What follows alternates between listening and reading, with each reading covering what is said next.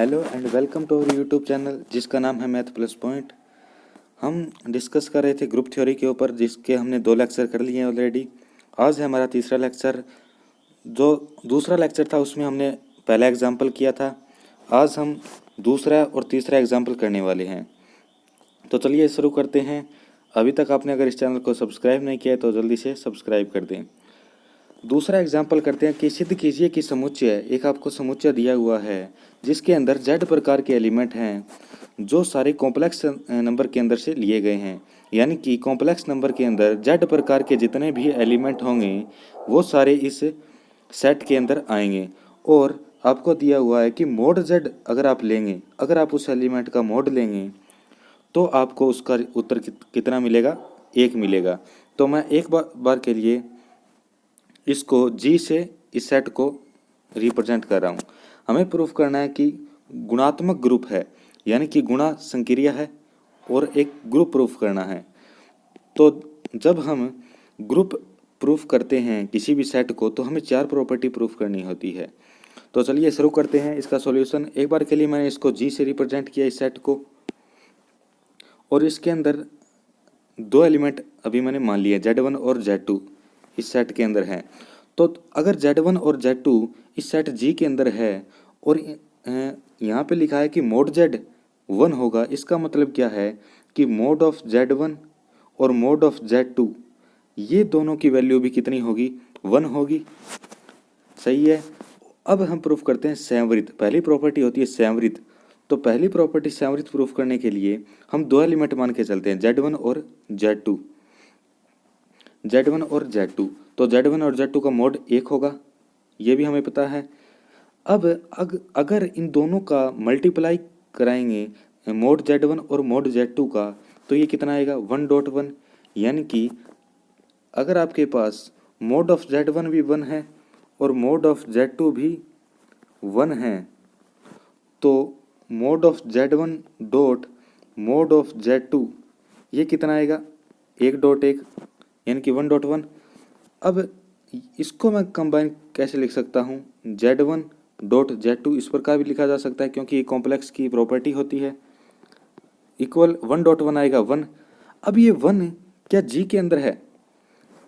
अब क्या ये 1 G के अंदर है? ये जो हमने सेट माना है G, इसके अंदर Z प्रकार के एलिमेंट है और उनका मोड 1 है, इसका मतलब 1, ये सही है। अब 1 अगर इसकी वैल्यू 1 है, इसकी वैल्यू 1 है, इसका मतलब क्या है? इसका मतलब ये है कि जो Z1 और Z2 है दोनों का मल्टीप्लाई भी G के अंदर होगा। अब दोबारा समझिए कि अगर Z बिलोंग टू G है तो क्या है? मोड Z1 बराबर 1 है। अगर मुझे Z1 और Z2 को G के अंदर बिलोंग कराना है तो मैं क्या लिखूँगा? Z1 डॉट Z2 कितना होना चाहिए? 1 होना चाहिए। यही तो हमारे पास हमको मिला है। ये देखिए यहाँ पे ये चीज़ Z1 और Z2 दोनों का मल्टीप्लाई करके मोड 1 मिला है। इसका मतलब Z1 और Z2 क्या है? G के अंदर बिलोंग करेंगे। यही हमें संवृत के लिए प्रूफ करना होता है। तो ये प्रूफ हो गया कि जो Z1 और Z2 है वो G के अंदर बिलोंग करेंगे। अब हम ये कह सकते हैं कि G गुणा के लिए क्या है? संवृत होगा। G गुणा के लिए क्या है? संवृत है। अब हम जो दूसरी प्रॉपर्टी है वो प्रूफ करते हैं। दूसरी प्रॉपर्टी है सचारिता। सचारिता प्रॉपर्टी क्या कहती है? इसमें 3 एलिमेंट लेने होते हैं। तो हमने 3 कॉम्प्लेक्स नंबर मान लिए Z1, Z2 और Z3 G के अंदर। तीनों का मोड कितना होगा? 1 होगा। अब सचारिता प्रॉपर्टी क्या कहती है? सचारिता प्रॉपर्टी ये कहती है कि अगर आपके पास 3 एलिमेंट हैं A, B और C किसी भी सेट G के अंदर, तो पहले आप एक काम कीजिए, 2 कोऑपरेट कीजिए A और B को, फिर C कोऑपरेट कीजिए, या फिर आप पहले B और C कोऑपरेट कर लीजिए उस ऑपरेशन के द्वारा, फिर ऑपरेट कीजिए A के द्वारा। तो ये है एक जो सचारिता प्रॉपर्टी कहती है। यहाँ पे स्टार की जगह क्या है? गुणा, क्योंकि गुणा के लिए हमें प्रूफ करना है। तो ये चीज़ जब हम यहाँ प्रूफ करेंगे तो हम क्या लिखेंगे? Z1 dot mode Z1 dot mode Z2 और बाहर आएगा ब्रैकेट के मोड Z3। दूसरी तरफ लिखेंगे मोड Z1 बाहर आएगा डॉट में mode Z2 dot mode Z3। तो जब हम यहाँ पे Z1 और Z2 दोनों की वैल्यू 1 है मोड के अंदर, तो 1 डॉट 1 हो जाएगा 1 और बाहर है मोड Z3। तो अब और दूसरी साइड क्या आएगा इक्वल में Z2 और Z3 की वैल्यू भी 1 है, तो इन दोनों का मल्टीप्लाई 1 डॉट 1 होगा और बाहर आएगा मोड Z1। चूँकि इन सब की वैल्यू 1 है, मोड Z1 Z2 और Z3 तीनों की वैल्यू 1 है, तो ये कितना होगा इक्वली आएगा, यहाँ पे आएगा 1 डॉट 1 और ये भी आएगा 1 डॉट 1। तो यहाँ पे क्या प्रूफ हो जाएगा 1 इक्वल टू 1, यानी कि दोनों साइड आई है बराबर।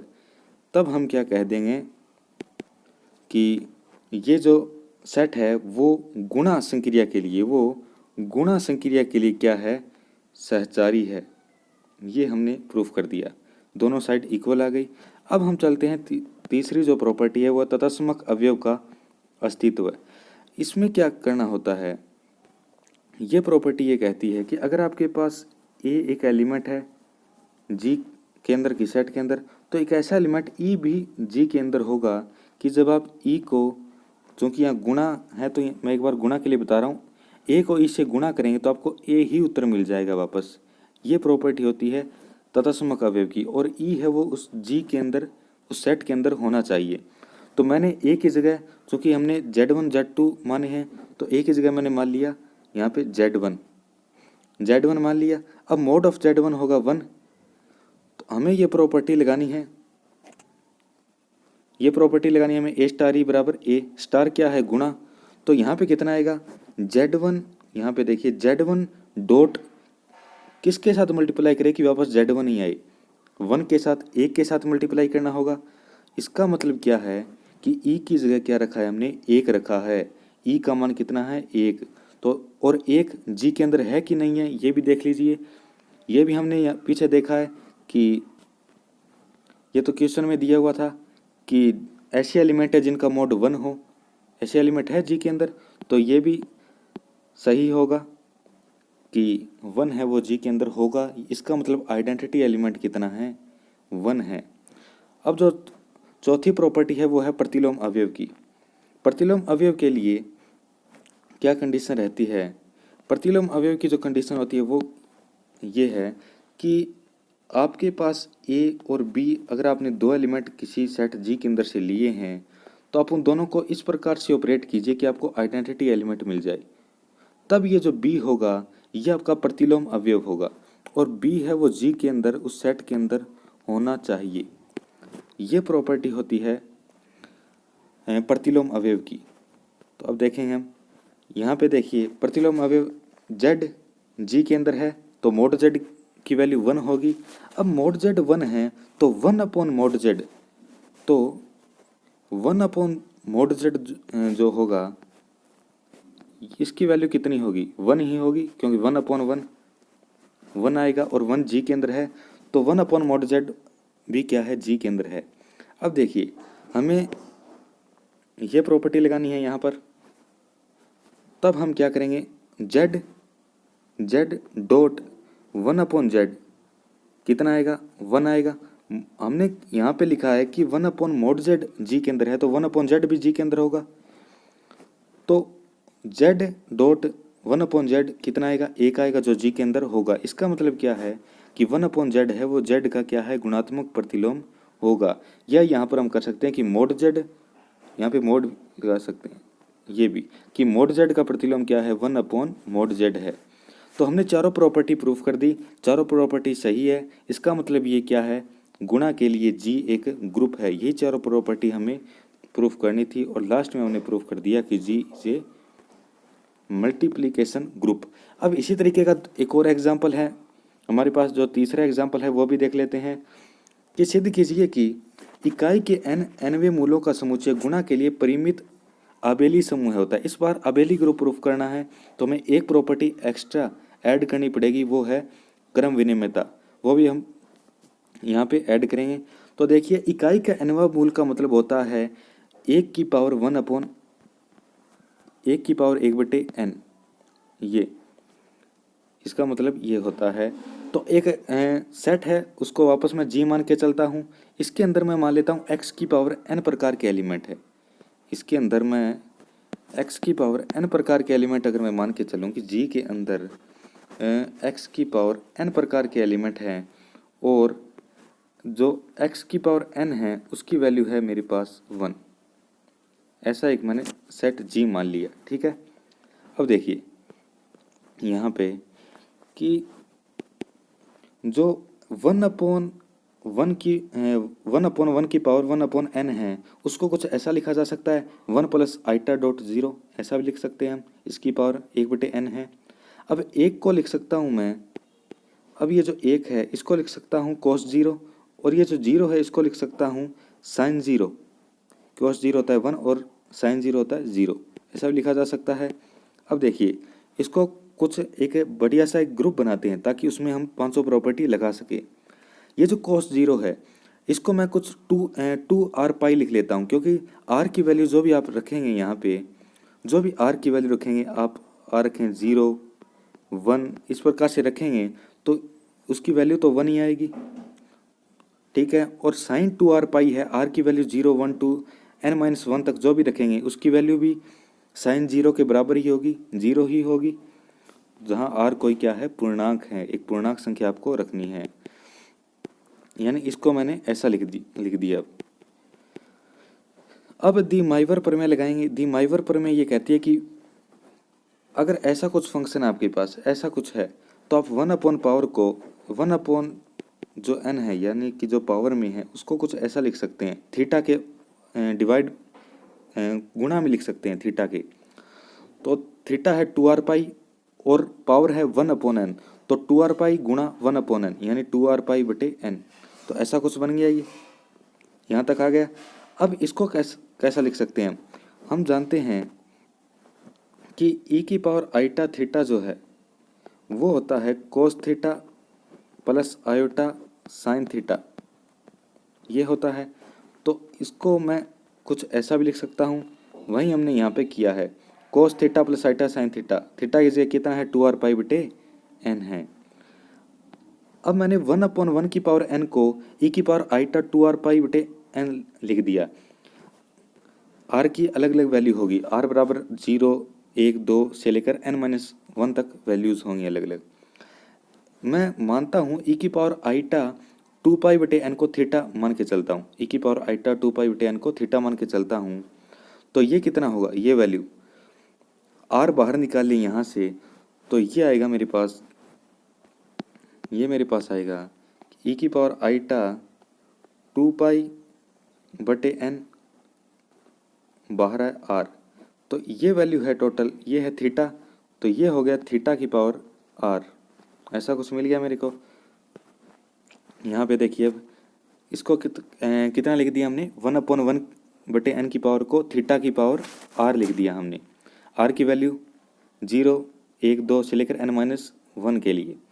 g एक सेट बन गया। अब मेरे पास r की अलग अलग वैल्यू के लिए मुझे अलग अलग वैल्यू इस सेट में मिलेगी। 1 थीटा यहाँ पे रखिए आप, जब आप यहाँ पे लिखेंगे r की वैल्यू 0 रखेंगे, r की वैल्यू 0 होगी तो थीटा की पावर 0 1 मिलेगा आपको, सबसे पहले 1 मिलेगा। जब आप r की वैल्यू यहाँ पे 2 रखोगे तो थीटा स्क्वायर, 1 रखोगे थीटा, 3 रखोगे थीटा क्यूब, यानी ये पूरा n-1 तक जाने पर एक पूरा एक सेट बन गया जी। अब इसमें 500 प्रॉपर्टी हम लगाएंगे। पहली प्रॉपर्टी है संवृत प्रॉपर्टी, वही प्रॉपर्टी है जिसमें 2 एलिमेंट मान के चलते हैं और दोनों को गुणा संक्रिया है चूंकि, तो दोनों को गुणा करेंगे तो जो उत्तर आएगा वो भी उसी सेट जी के अंदर होना चाहिए। हमें दिया हुआ है कि अब यहाँ पे समझने वाली बात है थोड़ी सी कि अगर मेरे पास कोई एलिमेंट ए है जो इस सेट जी के अंदर है, और मैंने कहा है कि इस सेट के अंदर जितने भी एलिमेंट होंगे वो इस प्रकार के होंगे, यानी कि इकाई के nवें मूल होंगे। तो यहाँ से अगर मैं n को यहाँ शिफ्ट करता हूँ तो मेरे पास आएगा a की पावर n बराबर 1 आएगा। इसी तरह b की पावर n बराबर कितना आएगा, 1 आएगा। यानी कि यहाँ पे देखिए अगर हम, तो x1 और x2 मैंने माने हैं ए बी की जगह, तो x1 की पावर n 1 होगी, x2 की पावर n 1 होगी। अब इन दोनों को अगर मैं मल्टीप्लाई करता हूँ तो ये आएगा 1.1 और उत्तर आएगा 1। 1 जी के अंदर है क्योंकि ये इकाई का n मूलों का एक सेट लिया है हमने। 1 जी के अंदर है, तो जो x1 और x2 हैं वो भी किसके अंदर होंगे, जी के अंदर होगा। इसका मतलब हम ये कह सकते हैं कि जी गुणा के लिए क्या है, संवृत है। अब हमें दूसरी प्रॉपर्टी साचार्यता वही करना है। हमें 3 एलिमेंट लेने हैं, तीनों की पावर n कितनी है, 1 है। तीनों को अगर अलग पहले 2 को ऑपरेट करें फिर तीसरे को ऑपरेट करें, या लास्ट 2 को पहले ऑपरेट कर ले फिर पहले को ऑपरेट करें, आपको उत्तर कितना मिलेगा, 1 बराबर 1 ही मिलेगा। तो यहाँ से हम ये कह देंगे कि ये जी गुणा के लिए क्या है, एक सहचारी है। तीसरी प्रॉपर्टी तथासमक अवयव, ये थोड़ी समझने वाली है। तथासमक अवयव क्या है कि ए स्टार ई बराबर कितना होना चाहिए, ए ही होना चाहिए। ई क्या होता है, तथासमक अवयव होता है। तो x1 को जो इस जी के अंदर मान के चलते हैं हम, x1 कोई एलिमेंट है जी के अंदर, तो x1 को किसके साथ मल्टीप्लाई करें कि वापस x1 ही मिलेगा, एक के साथ, और एक जी के अंदर है, ये इंपॉर्टेंट है। एक है वो जी के अंदर है, इसका मतलब क्या है कि एक है वो इसका क्या है, आइडेंटिटी एलिमेंट होगा। चौथी प्रॉपर्टी प्रतिलोम अवयव की, ये ध्यान से देखिए कि प्रतिलोम अवयव है वो ये कहता है कि ए स्टार बी है वो वापस आइडेंटिटी एलिमेंट आना चाहिए। आइडेंटिटी एलिमेंट ऊपर कितना आया है, 1 आया है, तो यहाँ पे 1 कैसे आएगा, x1 एक एलिमेंट मान के चलता हूँ मैं यहाँ से। देखिए x1 एलिमेंट है जो जी के अंदर है, x1 एलिमेंट है जो जी के अंदर है, तो x1 की पावर r के अलग अलग वैल्यू लेंगे आप, अलग अलग वैल्यू लेंगे, और x1 की पावर n माइनस आर, यानी कि n है टोटल नंबर इस सेट के, इस जी जो सेट है इसके अंदर कितने एलिमेंट है वो है n। तो n माइनस आर जब करेंगे, इन दोनों को हल करेंगे आप, तो x1 की power r plus n minus r, r से r कैंसल, बचेगा n। तो ये हमने यहाँ पे लिखा है कि a की पावर n कितना था, 1 था। तो इसी तरह अगर मैं यहाँ पे a की जगह x1 लिखूंगा तो x1 की पावर n भी कितना होगा, 1 होगा, यानी कि इसकी वैल्यू क्या है, 1 है, और 1 जी के अंदर है। इसका मतलब क्या है, इस प्रतिलोम जो मेरे पास x1 की पावर r है उसका प्रतिलोम क्या है, x1 की पावर n माइनस आर है। इसी तरह x2 लेंगे, x2 की पावर r का प्रतिलोम क्या होगा, x2 की पावर n माइनस आर होगा। जहाँ r है जो आप वैल्यू रख रहे हैं, जैसे 0 है, 1 है, 2 जो आप वैल्यू ले रहे हैं, और n है टोटल नंबर ऑफ एलिमेंट्स कितने हैं इस सेट के अंदर। जो लास्ट प्रॉपर्टी है क्रमनियमितता, क्रमनियमितता देख लीजिए, 2 एलिमेंट लिए आपने जी में से। क्रमनियमितता प्रॉपर्टी ये कहती है कि अगर आपके पास 2 एलिमेंट हैं ए और बी किसी सेट के अंदर, तो आप पहले उन दोनों को ऑपरेट करें, ए और बी को, फिर बी और ए को ऑपरेट करें, ये जो है वो इक्वल आते हैं, तो ये क्या होगा, क्रमनियमितता प्रॉपर्टी उसमें फॉलो होगी। तो देख लेते हैं x1, चूँकि इसमें x जो थीटा स्क्वायर है, थीटा क्यूब है, इस प्रकार के एलिमेंट है, यानी कि a की पावर n या फिर x की पावर n, इस प्रकार के एलिमेंट हैं, तो इस प्रकार के एलिमेंट हम यहाँ लेंगे। x1 की पावर n डॉट x2 की पावर n इक्वल आना चाहिए x2 की पावर n डॉट x1 की पावर n। दोनों की वैल्यू कितनी है, 1 है, दोनों की वैल्यू 1 है, तो 1.1 बराबर 1.1, ये कितना आएगा, 1 बराबर 1। इसका मतलब क्रम विनिमयता प्रॉपर्टी भी लागू हो रही है इसमें। तब हम ये कह देंगे कि अतः जी है वो गुणा के लिए क्या है, एक परिमित अबेली ग्रुप है, वो भी n कोटि का, क्योंकि इसमें n नंबर ऑफ एलिमेंट्स थे। तो एक फिक्स कोटि का एक फिक्स एलिमेंट का ये अबेली ग्रुप है जिसमें एक फिक्स एलिमेंट्स हैं। तो आज हमने दोनों क्वेश्चन किए, 2 एग्जाम्पल थे बुक के, दूसरा और तीसरा, वो दोनों एग्जाम्पल देख लिए हमने। तो आज के लिए धन्यवाद। नेक्स्ट वीडियो में हम नेक्स्ट जो एग्जाम्पल है उन पर चर्चा करेंगे। तब तक के लिए टेक केयर।